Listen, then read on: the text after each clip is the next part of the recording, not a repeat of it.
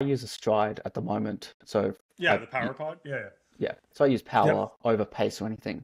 Sure. And so Yep. obviously for someone like me, if I just go, okay, 5K is 350 watts, I can, Okay. I hold 350 watts, for example. Sure.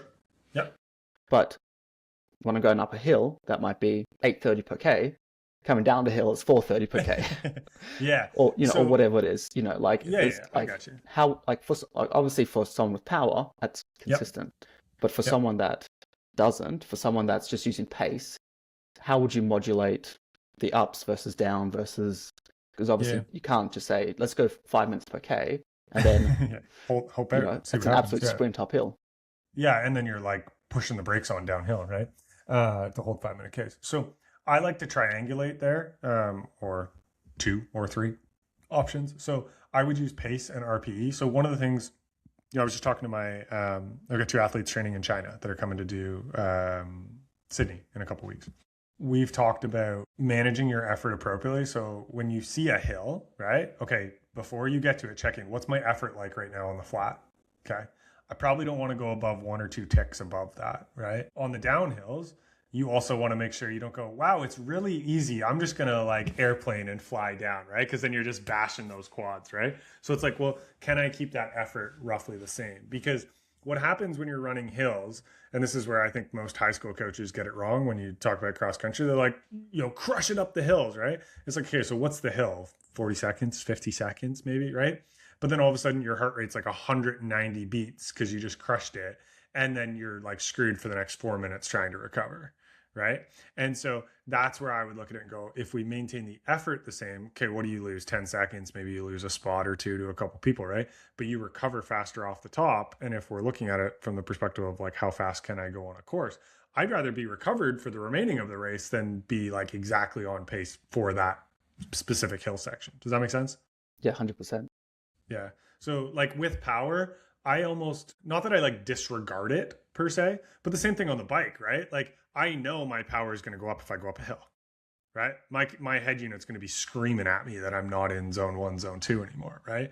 But I look at it even when I'm out on the bike and go, I just got to go by effort. I can't burn this match right now. I got like 2 more hours out here on the bike. I can't torch my legs just to keep the same speed, or sometimes on the bike if I try to keep the same power, I'm not making it up that hill depending on how steep it is, right? Because it's so big, right?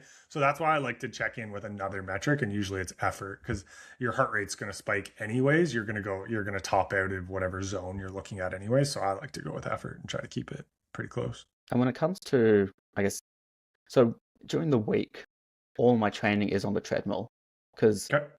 it is, Easier. Yeah. well, and there's no there's no No sunlight till street about lights. 7 a.m. Yeah. Yeah. No, so I live, so as I mentioned earlier, I live in Goulburn, which is about an hour out of Canberra. So Canberra is the absolute cycling mecca of Australia. I think it's globally recognized for amazing cycling, footpath infrastructure, all that.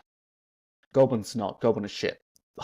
There's so many streets with no footpaths. There's hardly any lights. There's no on-road cycling infrastructure. It's part of it's, folding into the grass. Like it's literally just Okay. there's trees in the middle of the street, which is great, but it's crap. But so that's the weekends are the only time I would do anything outside or with any hills or with any sort of change Yeah. in terrain. How would you consider like you do your tempos, you do your intense intervals, you do your whatever. Like it's no different, I guess, for on the treadmill versus that as such. How would you incorporate that? Yeah. So my athletes who are in China right now are going through the same problem, because over there it's like 7 billion degrees and 1,000% humidity, right? Like they literally just can't do the training outside half the time, right?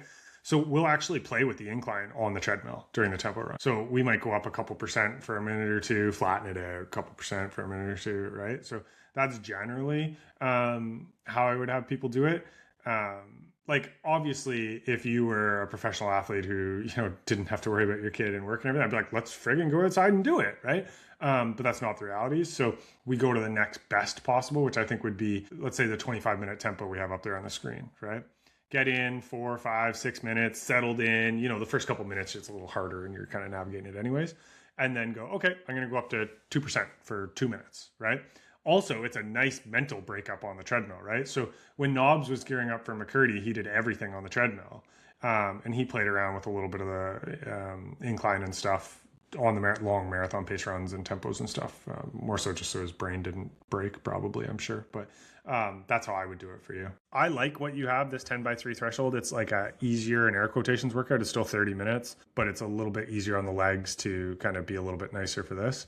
You can keep that rest day this week if you'd like, knowing that you've got that test. I would change here, and I'd give you a little bit of a range. Like, that shouldn't be that big of a effort for you at that, give or take, but I would go 40 to 70 afterwards rather than 2 hours, because with a test like that, you want to bounce back quicker, right, for the next week. So I see why, right? Like, from a logic perspective, okay, well, I gotta try and get all the volume in for the week to make it equal. But if you do that, it's then at the expense of doing like your 2 workouts the next week, which, if we were to have the conversation, it's like, would you prefer to have like one good test that gives you a bit of stimulus, or like 2 workouts that give you a bit of stimulus, right? It's like, we're probably choosing the 2 weeks or 2 workouts if we're being honest. Fair? Yep. Yeah. Yeah. So I would look to recover to that. I would also I would go to like a shorter tempo, 1 minute, a shorter, like broken tempo, just in case you're a little sore, a little flat, like uncertain. You've got a couple off ramps to get recovery versus like, oh my God, I got to do 30 minutes like this. Like, there's no freaking way I could kind of do that, right? So it just gives you a little bit more space while still getting some of that volume in. For here, knowing that you're going to be on the treadmill, I might do something where you do like your 20-minute warm up, 10 minutes at marathon effort, and then I might do like 4 times 3 minutes at 5K on 90 seconds, easy jog. The reason why I'm doing that 10 minutes at marathon effort is just like a little bit of an extended warm up, which gets the heart rate a little higher going into the interval session. So then you're actually maximizing more time, right? Because if you look at the way we would describe a typical interval session, you're spending the first little bit like getting your heart rate up, and then you get a little bit, then you recover, and then you get a little bit more the next one, right? So this is like a little like hack from a blended workouts perspective, just to get a little bit more, because you're a little bit more fatigued, and stack a little bit more volume for you as somebody who's got like a limited time. So you get a little bit more on that interval day, and you get a little bit more bang for your buck, if that makes sense. Be this down, because we are going to be 1, 2, 3, 4 weeks out at this point. So I'm going to break the rule that I made that wasn't actually a rule, but it was how I broke it. We're going to do another broken tempo here, but we're going to elongate it out because we're starting to get into needing some specificity here. And I want to have you doing like 40 minutes of tempo. Now, you might have to, just for your case, because you have 7 minutes, you might just have to do like 10-minute warm up, no cool down, or like 5-minute cool down to make that. I get that that's a meaty session, but we want to have kind of that in there. Okay, so we've got that one here. I might go and do, assuming this has gone well, I would do another one where we do that 10 minutes at marathon, and then do something like 6 to 7 times 90 seconds at 5K/45 seconds e-pace. So a little bit more of a up-tempo recovery for you there. Just starting to challenge being able to recover on your feet. Because, if we're talking about a half marathon that's got some hills in it, right? You need to be able to recover on your feet when that effort goes up, right? So this is a nice little like throw in for that, to get that stimulus, where it's like, can you go up to interval effort and then recover at e-pace, which isn't easy in a workout. It's not easy as a recovery. It's just going to give you a little bit more of that sense. Can I recover on my feet? How do I relax in after a hard effort? Which is what makes sense.